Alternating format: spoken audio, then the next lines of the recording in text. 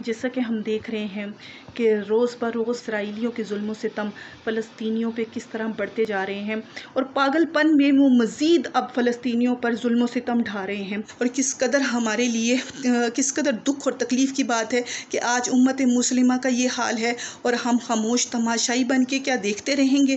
ہم ان کے لیے آواز کیوں نہیں اٹھائیں گے؟ ضرور اٹھائیں گے، کیونکہ اسرائیلیوں کے ان ارادوں کو بھی ہم نے ناکام کرنا ہے۔ جو وہ یہ کہہ رہے ہیں، جو وہ یہ سوچ رہے ہیں کہ اگر کانٹینٹ کو بند کر دیا جائے گا تو کیا ہم آواز نہیں اٹھائیں؟ ہم ضرور آواز اٹھائیں گے۔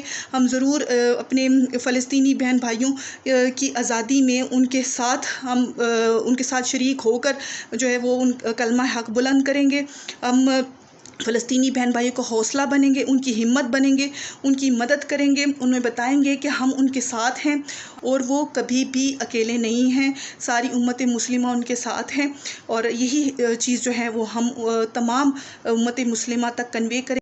اس لیے زیادہ سے زیادہ پوسٹ جو ہے وہ فلسطینی بہن بھائیوں کے ان کے پروٹیسٹ میں کریں، تاکہ اسرائیلیوں کو جو ہے وہ اس کا جو ہے منہ توڑ جواب دے سکیں، ان کو شکست کا سامنا کرنا پڑے ہر طرف سے، اور انشاءاللہ تعالی اب بہت جلد فتح فلسطینیوں کے حق میں ہوگی، کیونکہ ان چھوٹے چھوٹے ننھے معصوم بچوں کی آہیں انہوں نے لی ہیں، بددعائیں لی ہیں، ان کا بہت برا حال ہونا ہے، اور انہوں نے فرعون کی طرح ہی رہتی دنیا تک نشان عبرت بننا ہے۔